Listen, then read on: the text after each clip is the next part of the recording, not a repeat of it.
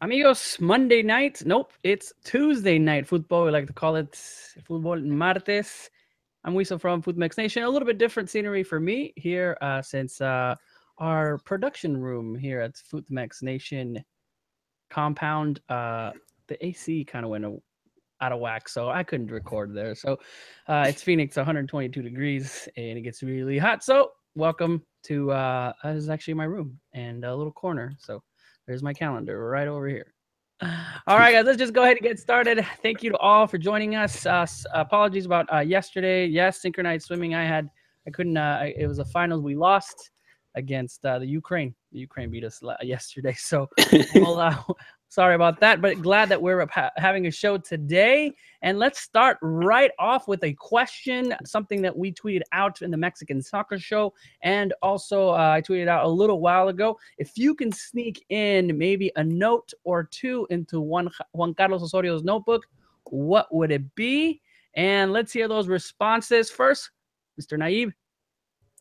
Buenas noches. We saw Jason from Houston. I mean, if I could write something in Osorio's notebook, it would be that pay attention in the central defensive midfield position. I think Herrera has advanced drastically, and actually, I would say positively as a central defensive midfielder. But I think they need some type of protection there, just in case, because the next opponents, it's Germany, and then if you go on, you'll probably face Chile or Portugal. It's easy prey there. So they have to fix that area in some way or another. I don't know if it's adding someone else to support him, or I don't know, putting three central defenders in the back to accommodate that with two wing backs. So I just think they need protection there. I'm not totally confident with just Ache as your defensive midfielder. Mr. Jason Markowitz, sneak in a note, and he's got to read it in the game. So it might be a little too late now to tell him about that. This is in the game. All of a sudden he opens it and he goes, "What? This is from Jason? Oh, that guy? Okay, I see. What is it, Jason?" It would be I'd keep it open-ended, right? Because I want it to apply to as many situations as possible. So it would simply say, "Don't play him there." And that could, the ex-player, don't play him there? Yeah, just don't play him there. Like, I want him to just, like, he's considering moving Luis Reyes up to the midfield. Don't play him there. Maybe I'm gonna put Layun in a forward. Don't play him there. So I just want him to, like, kind of just a reminder that whatever you're thinking, Osorio, it's probably a bad idea. Come on, don't Jason. Do it. His subs worked. Everyone said to take no, they didn't. Everyone said to take out Chucky Lozano. He scored. That is true. That is true. All right, I don't know how to explain it, but that did happen. That's right. All right. I did tweet it out on my personal Twitter, and I got some responses too. Omar Avendaño Correa said, Aquino checkmark, Gio no. So Vado 386 said, keep the rotation, it's working. So keep rotating and it's working. All right. Luis said, please, no damn. Vince Mora, remind the boys that they're not inferior to the Germans, but remind them to stay disciplined in their assignment. See, there we go. Vince Mora, congratulations. That wins the tweet of the day. And Chuka said, call up Cesar Montes. You're already in the game, bro. Like, you can go, just call him up. Jason, I know we tweeted out with the Mexican Soccer Show. What were the other responses? A few other good ones. We had our buddy Tom Harrison say that fullbacks are good. Fullbacks are great. So maybe using some fullbacks would be a good idea. Our friend Brian RMW on Twitter says to keep Gio on bench with an exclamation point. So okay. And Edwin Garcia, don't make dumb substitutions. So that's to the point. And Osvaldo Montano with the "Don't be yourself," which is don't be yourself. Good one. All right. Well, there we go, guys. Well, we have a great show for you guys today. Obviously, Mexico into the semifinals. We'll discuss all of the game in Russia. Feels like so long ago, even though it was maybe 4 days ago. But in in these times where Mexico plays every other day, like this week, you miss kind of Mexico if it's 2 days without football. We'll talk to Naive all about the Gold Cup towards the end of the show, but obviously going over Russia and going over the what's coming up next, Los Alemanes, the Germans, the feared Germans. And it's going to be a fun show. Thank you to everybody that's already on the chats. I mean, 30 minutes before, MJP was the first one already on the chat in the Mexican Soccer Show. 30 minutes before, and he decided to put Fuera Osorio. Saying hi to everyone, especially my man, one of my greatest fans, the guy with name 23. So he's here, and everyone on the show already talking all about Mexico. Mark already asking questions, so we'll try to answer everything that's on the show. Jason will be looking at it, and if you have any questions towards the end too. So let's go ahead and right into it, guys. Mexico beat Russia. Mexico has passed the first round of the Confederation Cup, something it hasn't done since 2005. The great team that La Volpe had. Everyone wishes ever since La Volpe took over that the Mexico could play like that team. Something that Osorio has now a great record with the Mexican national team. Obviously, the haters are going to hate. The guys that are completely infatuated with Osorio and the records are going to go on. And just, I think there was a tweet that was out there, and I think our friend Brian, I think he tweeted it. You could either really, really hate Osorio or completely love it. There's no in the middle of it. I think it's something that he said. But let's talk about Russia. Let's talk about the pressure, and that it was in that game where everyone was looking to see if Osorio was going to do anything different with the rotaciones, a game that meant a lot for Osorio and for this Mexican national team, especially after the New Zealand performance and the rotaciones and how everything was going to be judged. And I'll go with you, Mr. Naive. Another opening goal conceded. Let's just start there. Yeah. The resilience of Mexico, positive, but I don't want to keep, praising this Mexican national team that we're coming back. How great it is that we can come back in 3 games in a row. Our defense is horrendous in the first half. In all 3 games, at least we can see that. But what is Mexico doing to keeping them alive? Because supposedly, it's okay if we go down 1. How are you?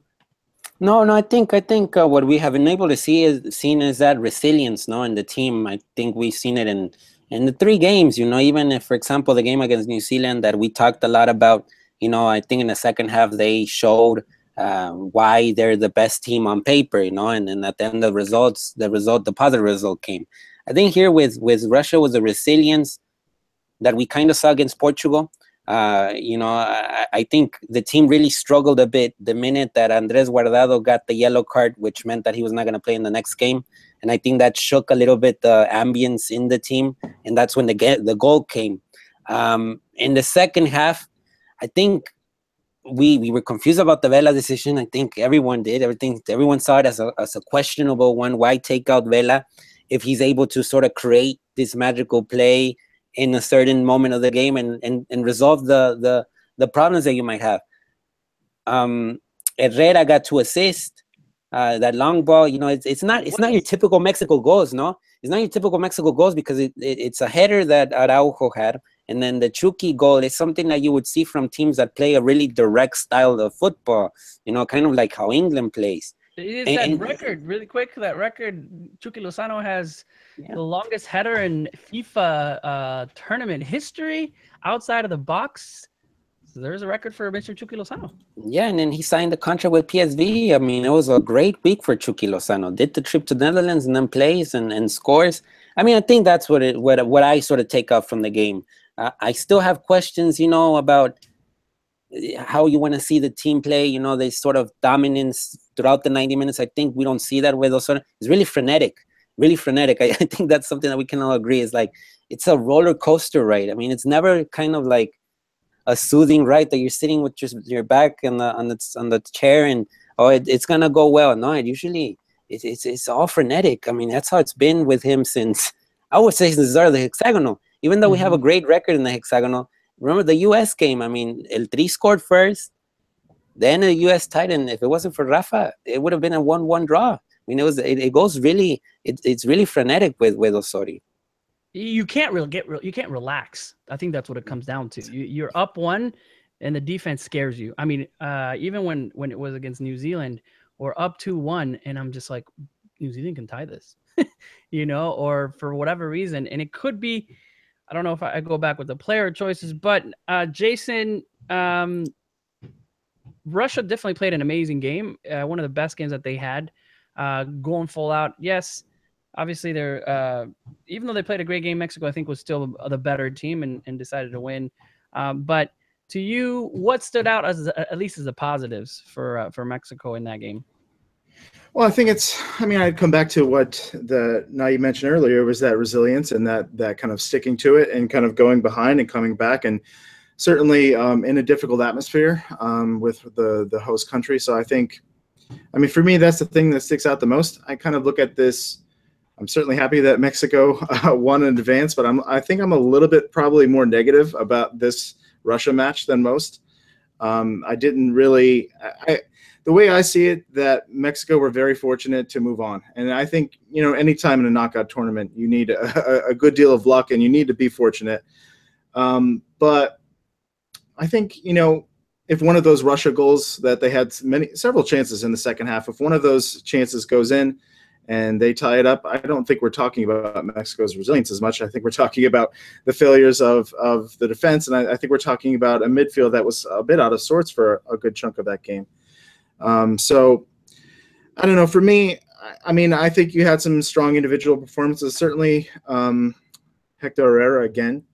What he's been able to do in that midfield, I think, has been good. I agree with Naib, but he's not a natural holding midfielder there. Yeah. He definitely needs a little help. But for the style that Osorio has this team playing, it makes a lot of sense. It's aggressive. It's an aggressive lineup that we're using. It's definitely taking it to the opponent, whoever the opponent is. And you got to say, at least from a neutral's perspective, these games are fun to watch. Neutral. Yeah. But the problem is we're not so neutral here. It's incredibly nerve-wracking to watch these games because at any moment, with the pressing and the gaps that are being left, all of a sudden the counterattack could be right there and Mexico could be in a whole heap of trouble. So I don't know. There were some good performances, but overall, it's kind of left me a bit cold, that match, I'd say. And we don't have to really discuss a lot, but has there ever been a team that you're just completely not? It doesn't. Just from minute 1 to minute 90, played beautiful football that Mexico has had. I think of teams that in the last 10 years for Mexico, and I ask you guys at the chat, do you remember a time where you didn't have to worry where we're going to win these games and playing good opposition? I'm not talking about playing, I'm talking about a good team. I'm talking maybe the U.S. games, right? Teams that we can go against Costa Rica in Costa Rica during qualifiers. All the important games, I feel like we always want this beautiful win and we always want to play. But let's look at Portugal, who they're facing against Mexico. They didn't have the greatest of game. If I was a Portugal fan, seeing Ronaldo, seeing the European champions win, and then plays, tiny Mexico, who's had great history of getting past the first round, but they should be able to dominate with the players that they have. Or, Russia, the home country, who expect a little bit more. Germany, who probably would have to say they had the best tournament so far. Chile, who struggled against Australia, who has that perfect game where they're not going to worry. And I think sometimes as fans, we demand that jugar bonito, kind of that Brazil, style of great play in that, but all fans worry. And I think that's what we're getting at. With Osorio is a little bit more, though, because of the definitely the players that he chooses out of line. But we have to give credit. He keeps shutting us up. I don't like it. I don't know what's going to happen on Thursday. But I can actually see them winning. Or I can actually see them losing by 3 or 4. It is so on the mark. You don't know where this team or how it can be. But I know that there's a potential to win, and it's something positive where we can see that.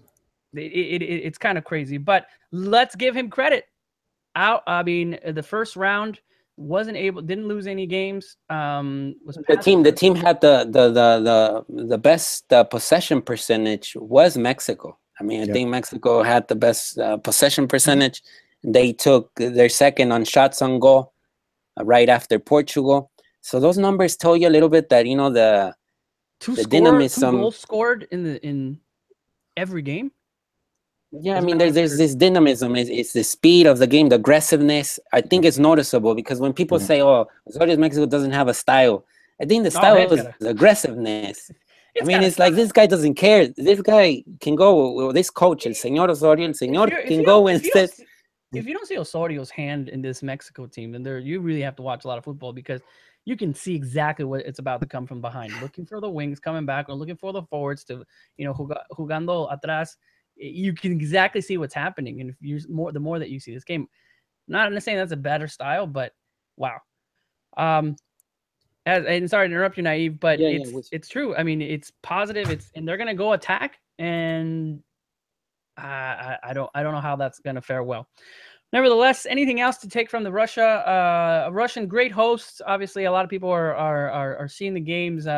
Great pitch, the great atmosphere. Not full out, sold out games as anybody's seen, but as far as host people that I've talked to, from the fans, from FIFA and all that, still good. The chant is obviously not there anymore. We'll see tomorrow though with that Ghana game. See if Mexico fans share the same chant philosophy as they did in Russia, but Russia not through to the next round. Talking to some Russian, I think Tom interviewed some guys that they weren't really expecting to beat Mexico, but at least have a good showing in, and they have a lot of work to do, definitely, as we saw that. But the top 4 now, Portugal, and obviously Chile and Mexico, and now the Germans, which a lot of people are talking about this German B side.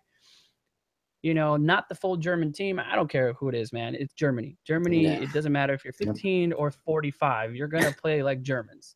And they have this, cold face where no emotion. They'll play 90 minutes and they can beat you. And looking at this German team, it's a good German team. I mean, I'm not diminishing the win. If there is a win, I won't be one that said, well, it was a German. No, it's this German team. This Chile team cannot beat this German team.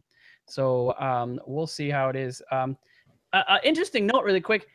I saw the per player, I think Martín del Palacio showed it on his Facebook, where if you look at the value of the teams that are in the semifinals, right, per player, Mexico's at the bottom over this Germany B. If you're looking at player transfer. And the Germany national team or German national team, we saw, Jason, I mean, it's a mixture of A, B, I would say. I mean, because I think there are players from the A team and this team, like Draxler, Mustafi, Emre Can, I mean, unbelievable midfielder who plays for Liverpool. I mean, this guy is a real deal in the midfield.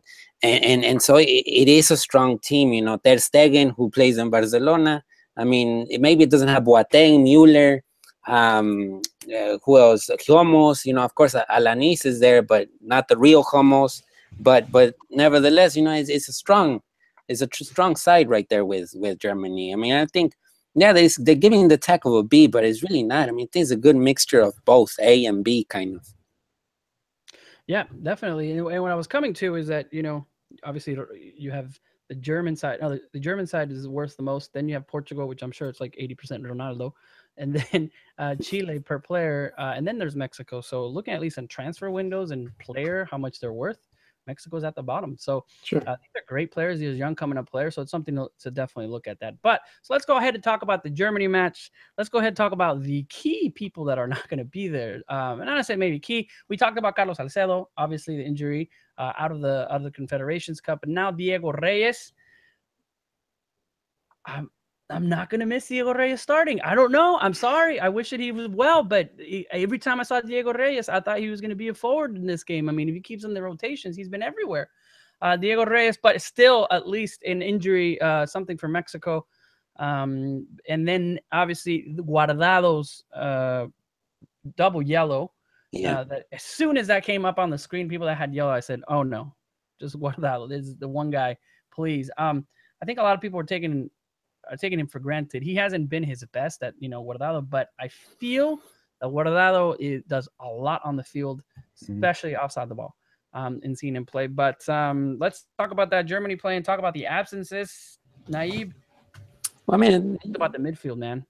yeah, I mean, the Guardado miss is going to be interesting to see how he solves it, no? And then Osorio, I mean, it does sound crazy. The fact that we're throwing it out there that Luis Reyes can play in the midfield, it gives you a little bit of a fear that it could happen. You know, Luis it's Reyes an or option. Rafa Marquez as a defensive mid. You know, play Rafa Marquez as defensive mid, and then leaves Achache and Jonathan more forward in the midfield position.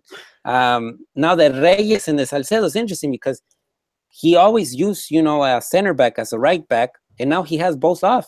So that leaves him with Layun, the fullback, the right-footed fullback. So I just don't see any other option there other than putting Layun as a right back. But with Guardado, you know, it's going to be interesting to see who exactly takes over. I mean, Fabian has been a name thrown out there. Giovanni is another one. And the reason Giovanni and Luis Reyes are options is because they're left-footed. You know, and he's really picky about that, about having a left-footed midfielder in the left midfield. But, for example, someone like Fabian, who's naturally right-footed, can play as a left-footed midfield. But I don't Fabian's see those games guys coming back and doing anything in the defense. Gio or Fabian, if you remember the beginning of the New Zealand game, they were supposed to come back and help out. it was Absolutely off. nothing. Reyes, I mean, I'll say that Herrera does a better job than Reyes, like in the New Zealand game. But if you have, I don't see what I just see our midfield being completely dominated. I know Guardado wasn't doing the greatest, but he's definitely going to miss. But I mean, you look at the second half? Would you consider that? I mean, obviously the match went our way, but Luis Reyes' experiment looked to me like a lot like a failure. I mean, he certainly defended well, but going forward, it was a mess. I mean, just the number of missed balls, the missed plays, the things that fell apart going forward for me. It looked like a fullback playing in the middle in the midfield. And like I don't want to see that going forward against, you know, an 11-man side. I don't think that's really a good idea. Rafa, for the first half, see how it is, and then we're on panic mode. Oh man, I think we're going to be in panic mode if we have Rafa starting. Honestly, I mean, we just haven't seen. I mean, we've seen just those few minutes from Rafa, and it wasn't good what we saw. Now, I mean, you can't necessarily say that's what it will be against Germany and how he would play, but we haven't seen it. We haven't seen him play like anywhere half decent. And I don't know how long now. It's been a while. Now you're backline of 5 or 4. You know, when I think about it, I think it can be a backline of 5 because, like I said, it's possible just to have more organization in the back. And if you're gonna have your only, as your only, you have 5 defenders. No, well, you can have Alanis, Moreno, and Araujo. Yeah, that's it, no. And then after that, you can, I don't know, you can put Aquino on the left, maybe Layun on the right. So we're going back. Aquino would be attacking, no? Yeah, Aquino would be more attacking than defending. But I'm trying to picture a lo Piojo, I think, kind of. But it's because I like I said at the beginning of the show, I think even though Achache has been doing great as the lone defensive midfielder, I mean, it's gonna be easy prey for Germany if he's just alone there against Can. I think they need a good base there to stop Can, because Can is just gonna run over everyone. I mean, the height, everything, the power. It's going to be really unprotected just to have Achache there. So I think it could work out with the 3 on the back and have Achache in front of them. That way there's some type of you know, having some comfort in the back. But then again, I just don't know. I mean, he always goes with the 4-3-3, no? Or either the 3-4-3. But it's just this with Osorio. You just never know what he's going to pick here. Yep. And especially now that Salcedo and Reyes are injured, no? I feel like the people that he's experimented the most are injured. Yeah, could be. Yeah, that's probably right. That's probably right. Yeah, true. It's true, right? Like the guys that are not used to the positions are getting hurt. Maybe because they're not used to the positions. I don't know. It'll be interesting to see what it has. All right, let's talk positive. Lots of negatives that we're hearing now. Actually, before we go to the positives, now tell us a little bit about you watched a lot of the Germany matches, and you're already mentioning some of the games, but what are some other players that you see for Germany, or give us a little bit of a little preview on Germany on how they play or anything for the viewers. No, I think, for example, Draxler, who played in PSG this past season, made the move from Wolfsburg, if I'm not mistaken. And the guy, he's just technically good. He's technically gifted, which allows him to sort of move from one flank to the other. And like I've said a lot, Khan, I mean, we've known about the guy since 2011 because Germany played against Mexico in that World Cup in Torreon in the U17 World Cup. So we know about the guy pretty well. I mean, we knew at that moment in that World Cup in U17 that he was going to be special. And the way that he's taken his career, Leverkusen and now Liverpool, he's going to be has a bright future in front of him.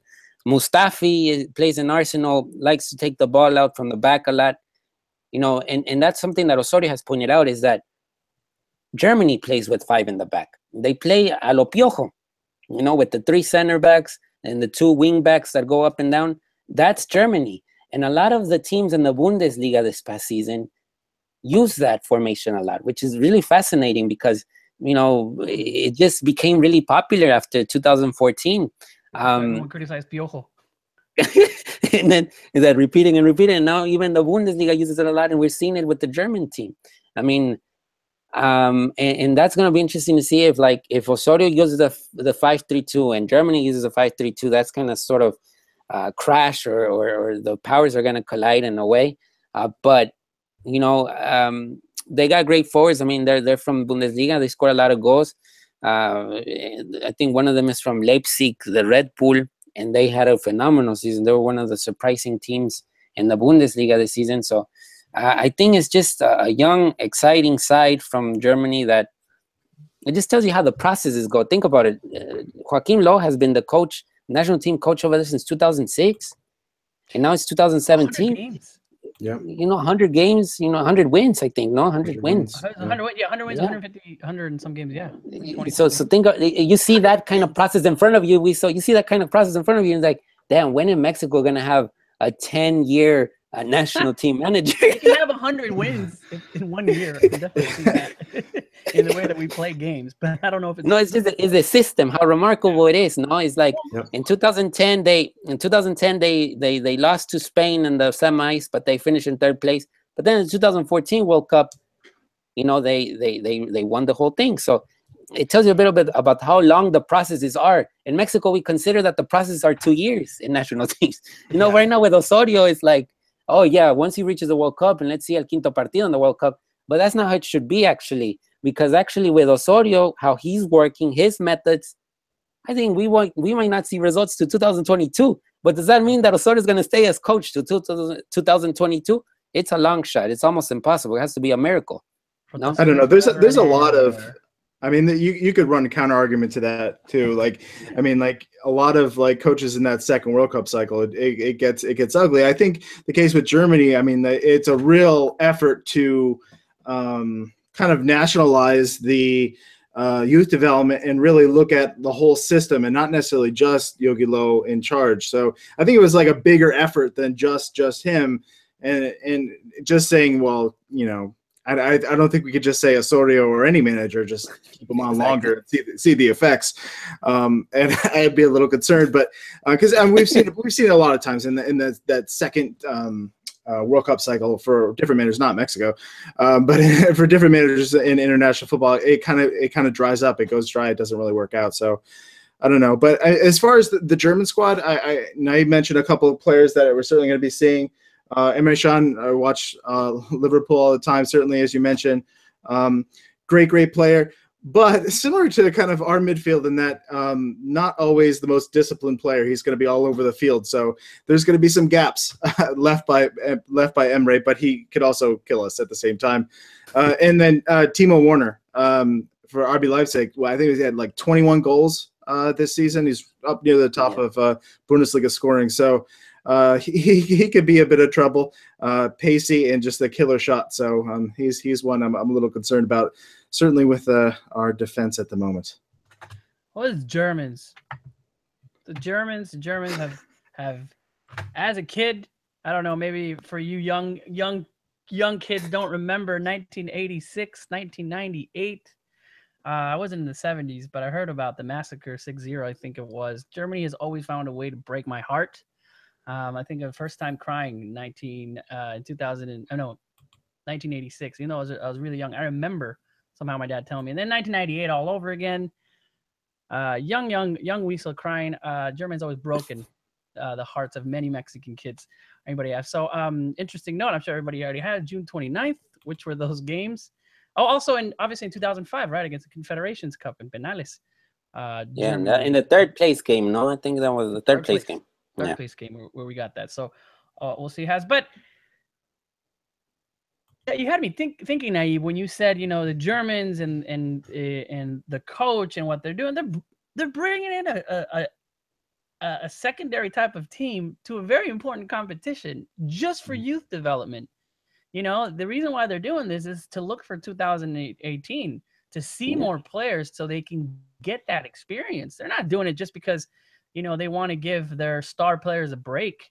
They're doing it because they feel they can field a competitive squad and give these guys the opportunity to be in a tournament where they're facing the best Chile, Portugal, Mexico, and around the world. I mean, a different type of game. Tell me that this game against the Mexicans, and I'll say it against the Mexicans as if I was German, is going to help them for the World Cup, because you're going to face a very different type of team that you're maybe not facing qualifiers. You know, to Europeans, playing against this type of possession type of game is going to help them overall. So that's the mindset of a federation that's thinking ahead.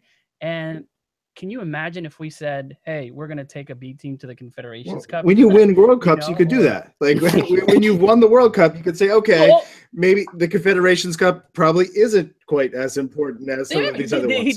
They did lose the World Cup at the World Cup. I mean, it wasn't like Germany's had 2006 was the year that Germany was going to return as kings. But like, I mean, they have the freedom and the liberties to do these things at this point, where Mexico does not, because they're not coming off of what Germany is coming off of, and it makes total sense. And like all of these players, certainly there's a lot of youth in this team, but I mean, these players are playing at some of the best clubs in the world right now. So I mean, they are proven. This is a proven squad. But you're absolutely right. We so like this is the long play, looking at next year, and that's what we want Mexico to be doing. But Mexico doesn't have the freedom to do those kinds of things, to look at. Let's, like, I mean, where is, you know, Pizarro, where is Oberlin? These guys we want 2018. We want them in that roster, but it's unlikely now. Mexico wins the World Cup in 2018 and sends a B team to the next Confederations Cup. Everyone would be pissed. Everyone would be mad. That's just not our mentality as fans. We want results. We want them right away. We're like the millennials. We're the millennials of soccer. Mexicans want the results right away. No, but I think also we saw, Jason, I mean, like, I think we find it. I mean, there's so many things that Germany does right and Mexico just it's not even close to that level, you know. And behind the scenes work is so fundamental, not just in the national team level, but the league itself. You know, right now how Jason was telling about the striker that scored 21 goals in the Bundesliga. I mean, that's a process. And now he's getting the opportunity in the national team and in the Confederations Cup. So it's and over here in Mexico, we're talking about the 9-9 rule that kind of doesn't give opportunities to young Mexican strikers. So it's just how the systems are totally different, you know. But then again, I think Mexico is in a position right now where they can compete against this German team, no? Well, now the bog of the noggin keeps spinning. You remember the team that went to the Copa America as a sub-23 team with Gio, with Fabian, with Reyes, with Aquino. What did they? That was 2011. What did they do the next year at the London Games? The same court that we all you know. We're all so mad about because they took it to a South American team. And look, and right now we were talking earlier on the show about the style we saw, and I mean, I don't remember the 2012 team being, oh, what beautiful football they're playing. No, it was just winning. It was just winning the matches, and they went all the way, and they beat Brazil with, you know, the first goal that Oribe Peralta scored was high press from Javier Aquino. And they got the ball and Peralta scored. And then the second goal came off a free kick, I think. Was it a header, a set-piece play? And Peralta scored the 2-0. So it's not in Mexico. That's why I get tiring about the styles and jugar bonito. No, the thing is about winning, because winning is what's going to get you to live for the rest. You know, it's gonna live forever. The gold medal is gonna be something that's gonna live forever. And I don't think that team played beautifully. You know, they just won. They just won and made sure to get the result. You know. Yeah. All right. Well, enough of elevando a los alemanes, but let's talk about this game. Mexico, they have a chance. They have a chance to win. As much as this is a great German team, and this is player by player, they might be playing in better leagues than our players, are doing better in scoring in the Bundesliga. Mexico has an opportunity to win, and with the talent that Mexico has. What are going to be the keys to this game? Obviously, we talked about the midfield already, but we need Bella. We need Bella to have that game that he's had before this Confederations Cup. We need Chicharito to step up the plate. We need everybody to have a game of their lives if we're going to be able to win this, beat this German team. So let's talk about the positives that Mexico has, especially we keep hearing these players. And back to 2012, one of the things that the key to the victory was said that the brotherhood, right? The brotherhood within that team. They look like they're having fun. They look like they believe the message that the coach is giving. In every interview, I mean, what are they going to say? Anti-rotaciones, but everyone looks like they're having a good time and they're able to win. So let's talk about keys to victory. Hopefully we don't see Talavera, right? I mean, would it shock you if we saw Talavera? Yeah, that didn't even think about that. We actually. No. You can't be shocked by it. There's going to be something that's going to surprise. I'm going to be shocked, but there's going to be a surprise. Sure. Cota makes a list. Oh, my goodness. All right. Let's talk about keys to victory. Go for it. Jason or Naeem. Yeah, I got it.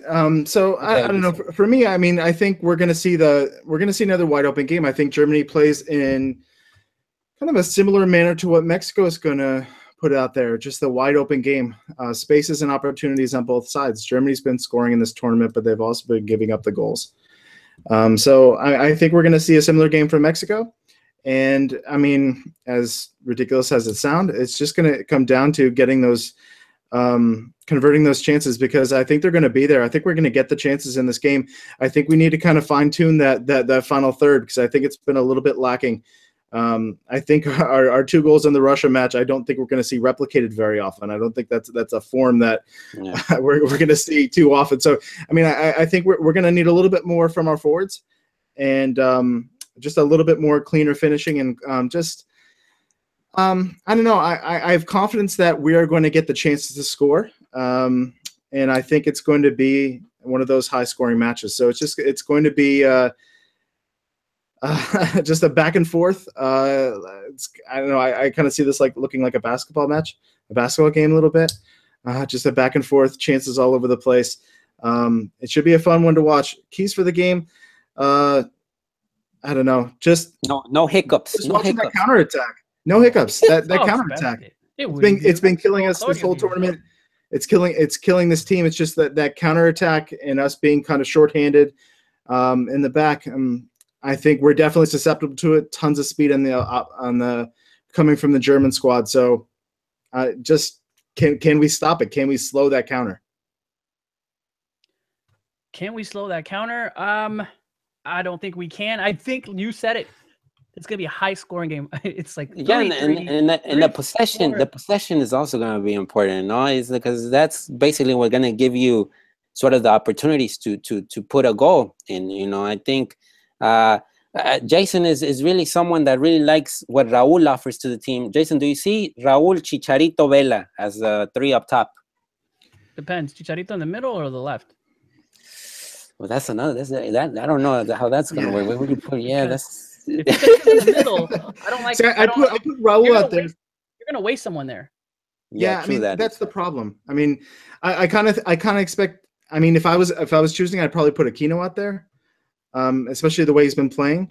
But I always want Raúl on the field, as you said, and I would put. I mean, if I would be okay with him being out on the left. I don't think that's ideal because it's certainly not his position. But I feel like he can move around a lot, and he could kind of come back from that position and not leave a void there, or that void on the left being made up from midfield. So I'd be okay with Raul being out there. I think I'd probably prefer Aquino. I'd probably put Raul in the center instead of the other guy we're talking about. I don't expect to get a lot of support in that one, but our best players cannot play together. You notice that? I'm trying to have them like, you can't have Chicharito out of the game. You can't have Vela out of the game. And I want Raul in there. It just can't happen. Yeah. One of them is wasted. Okay, fine. You go to a 4-4-2. You can't. Vela can't play the wings.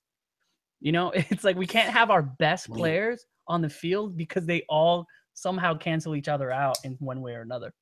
Yeah. No, and what Aquino has been doing in this confederations has been really special. I mean, I think we pay attention at the assist and at the goals, but also the work rate off the ball. I think Aquino always responds there. You know, especially in an area where, like Jason was just describing, this is going to be a wide open game. You know, kind of feel like a basketball match. You do want someone like Aquino in there. You know, and that also puts a question.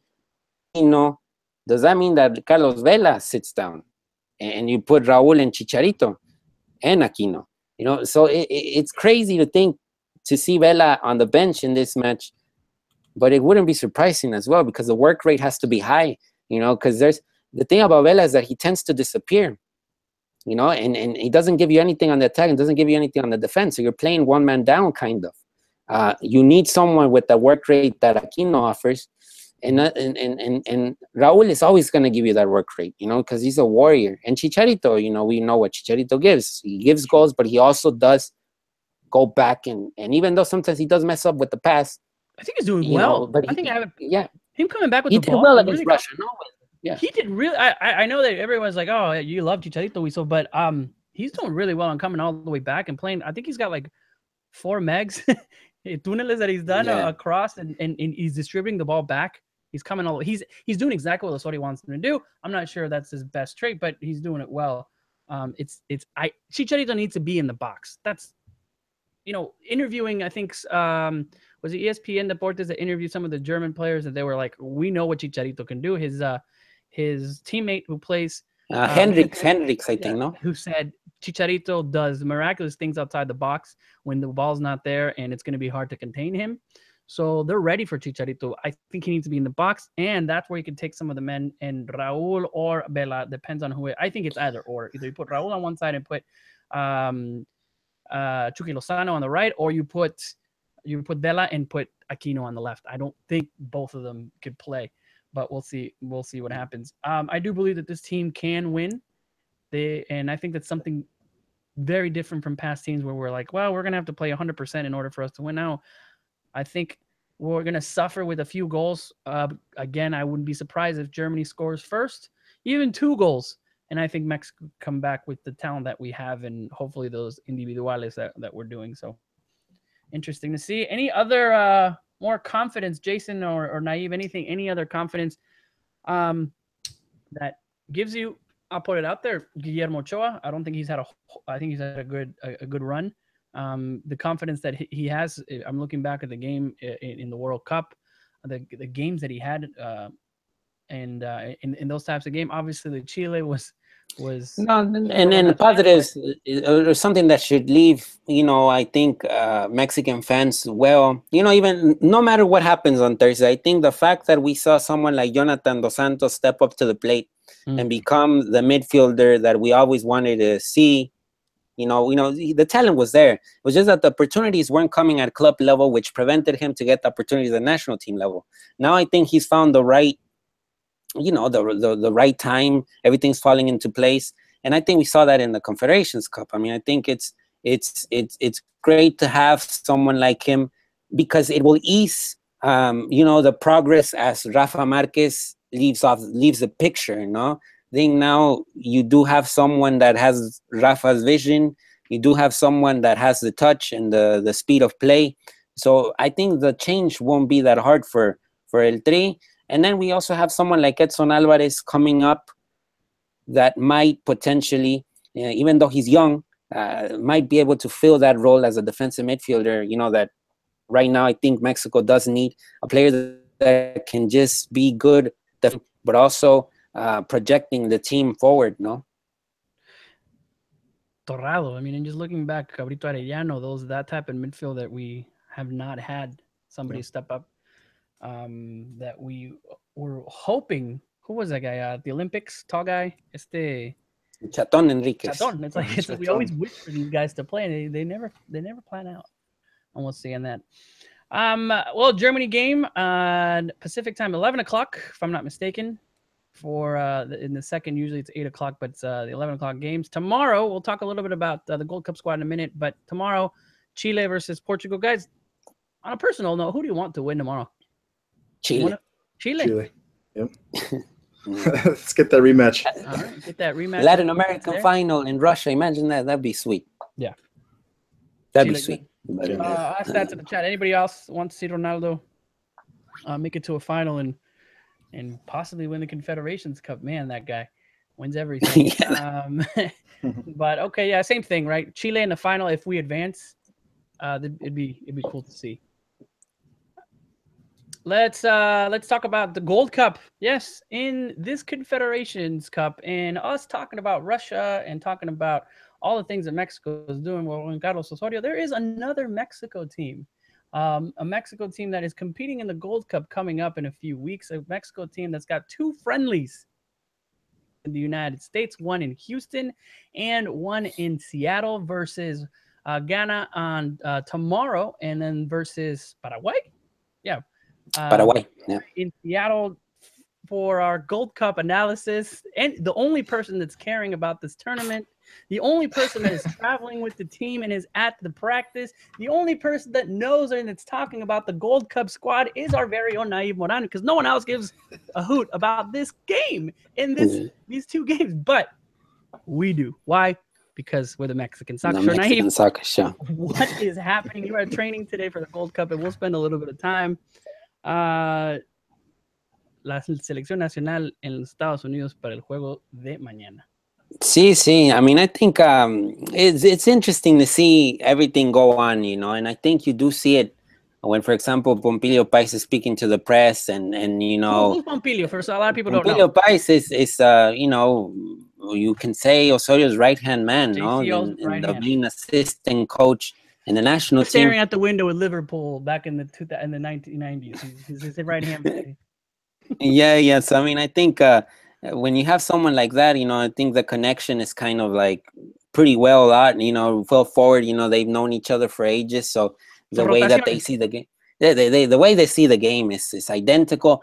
But you know, with this Gold Cup team, I think what the fans have to sort of look at, you know, it's the young players, you know, like Orbelín, like Rodolfo, Pizarro, like Jesus Gallardo, Salas from Atlas in that defensive midfield role. You know, also Cesar Montes getting the opportunities, Edson Alvarez. I think those are the Gael Sandoval from Santos. I think will be another player to keep an eye on. I think that's what gains interest with the Gold Cup. It's just the opportunity for these young players to compete. Is that what we with the players that are in Russia? There we go, right? We should be. Yeah, it's kind of like what Germany's doing in the Confederation Cup. Sort of, almost. Kind of.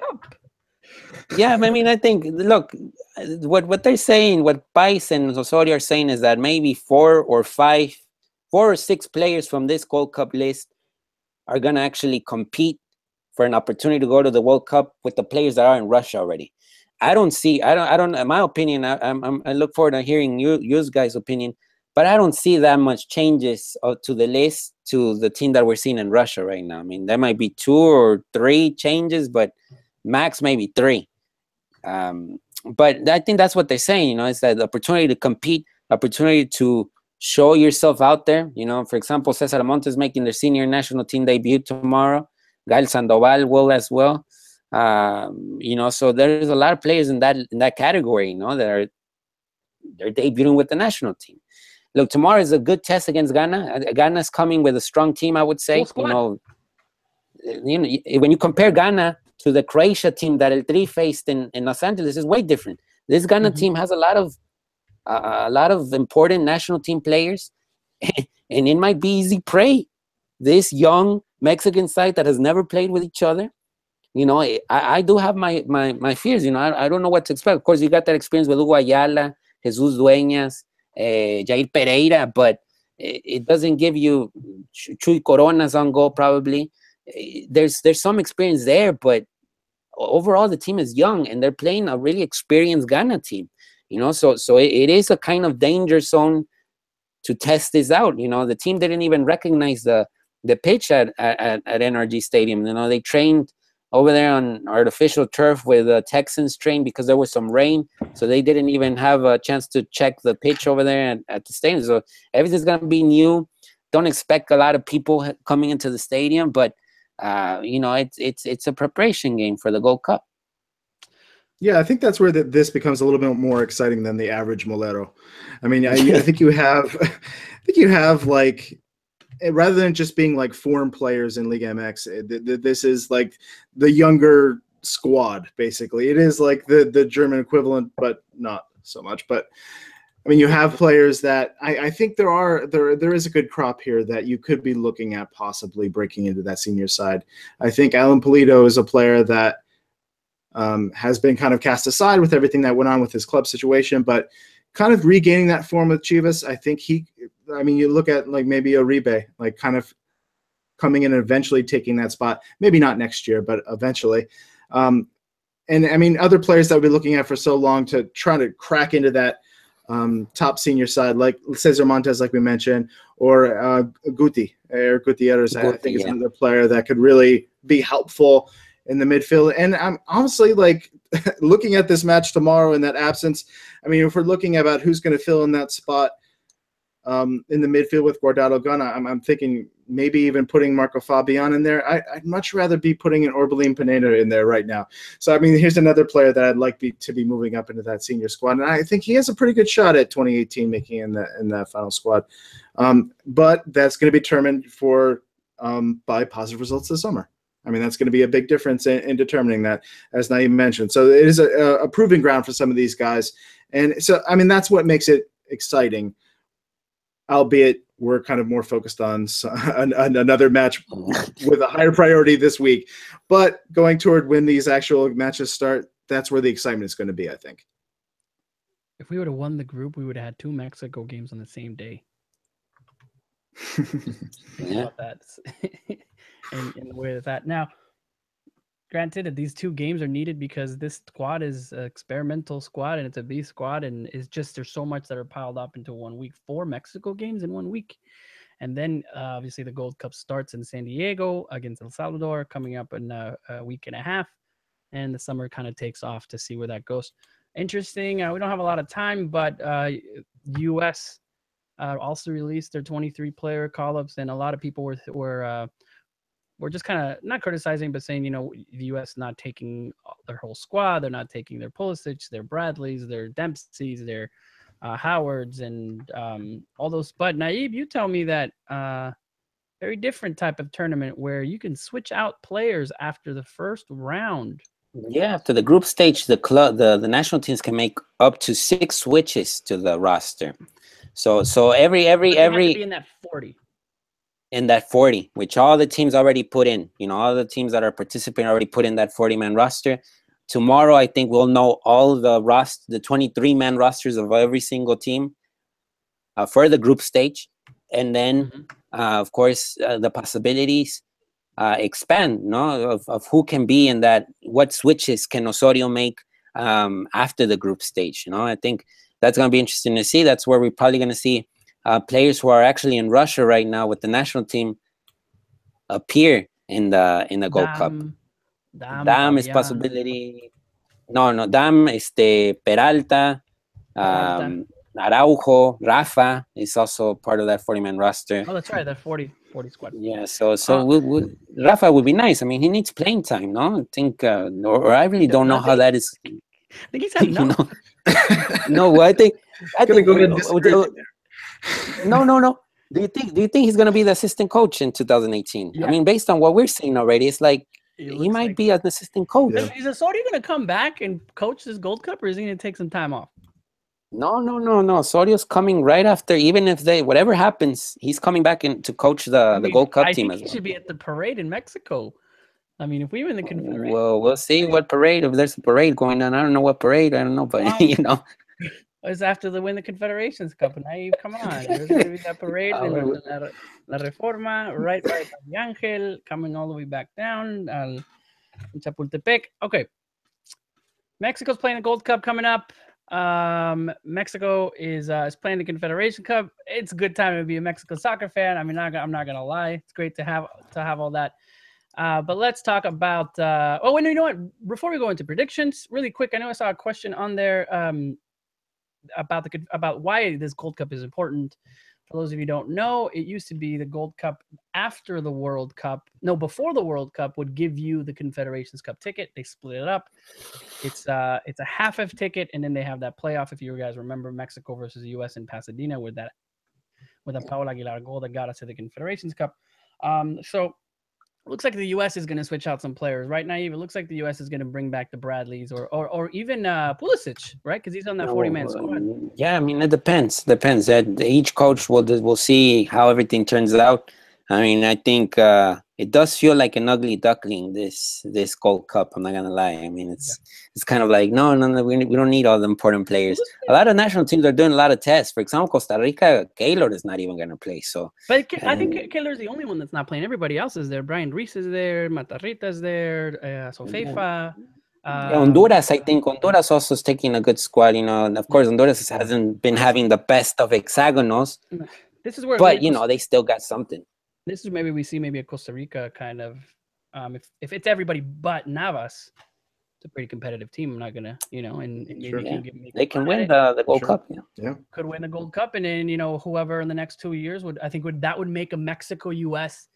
They have to win a Gold Cup, meaning because it's been like one Gold Cup Mexico doesn't try, the other Gold Cup the U.S. doesn't try, and because of the Confederation Cup kind of gets in the way. If you remember, back in the 2009, Mexico could beat the U.S.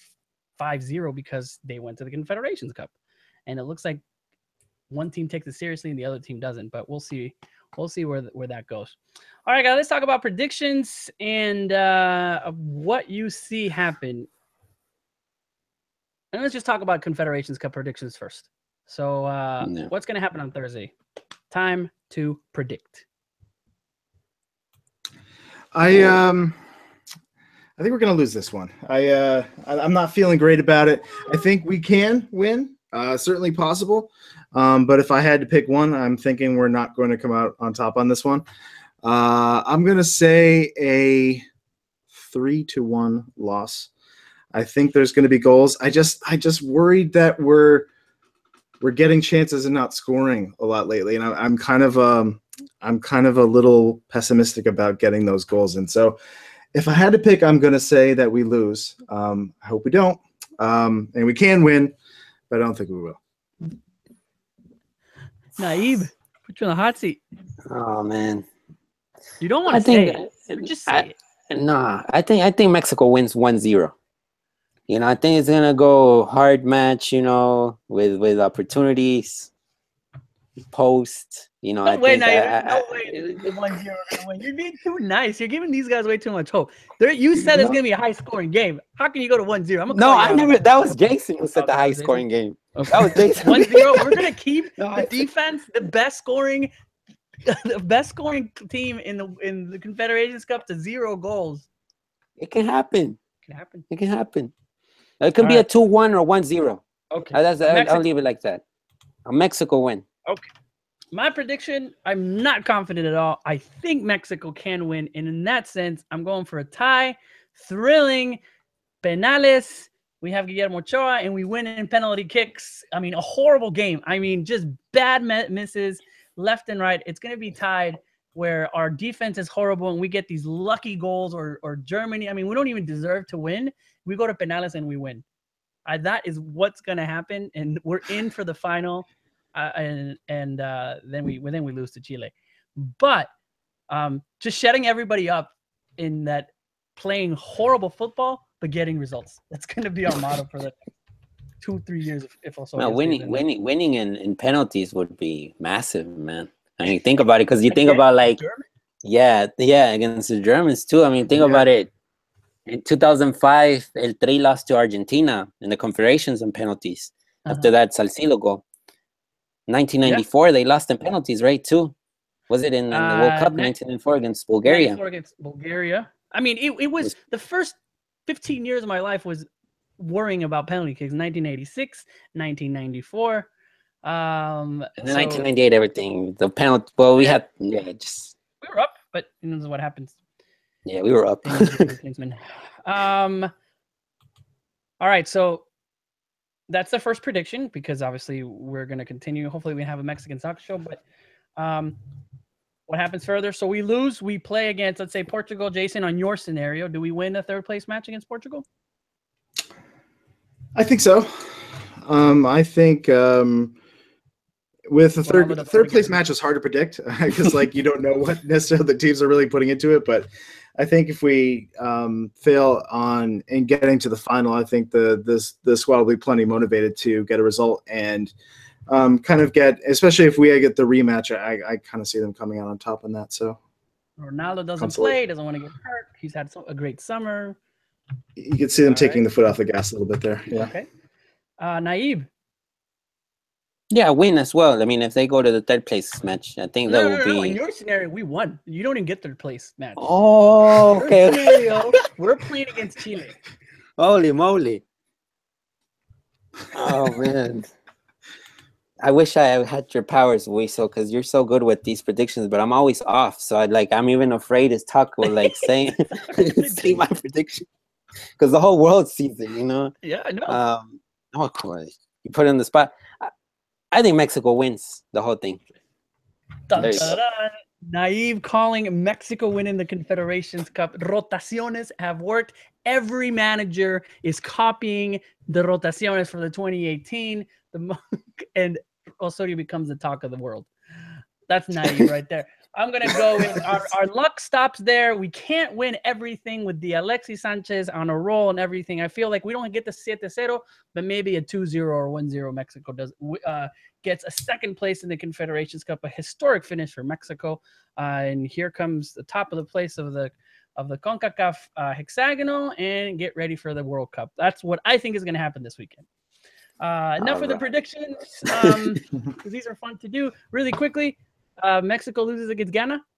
I feel like it's going to be like a tie or a hard game for us to play. I think it's a tie or it could be a loss too. I think kind of like a Croatia. And then I don't even know about the Paraguay squad, but I feel somehow we get in some kind of good results there. And then we'll see where Gold Cup takes us. Guys, I know we're running a little late. Thank you to all on the chat. Lots of you. Tony Medina, Max Cosme, Airsoft Rex, the guy, Renato Lodi. Lots of people talking right now.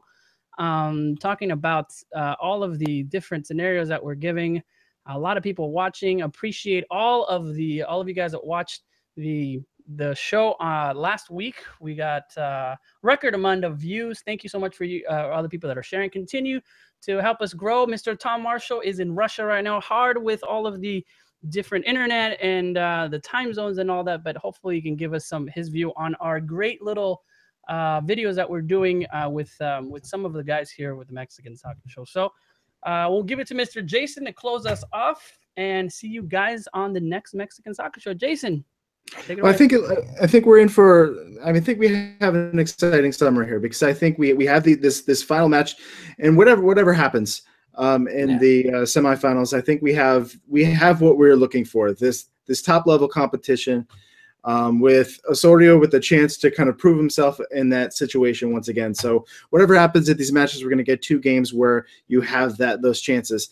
And looking forward into the Gold Cup, I think we do have the excitement there with that youth and coming forward and looking forward to 2018. So a lot's going to happen over the next 12 months, but I think a lot can be dictated of what happens maybe in the next month, what happens for next year. So all right, guys, there's Jason with the final word. Nos vemos hasta la próxima. This has been the Mexican Soccer Show.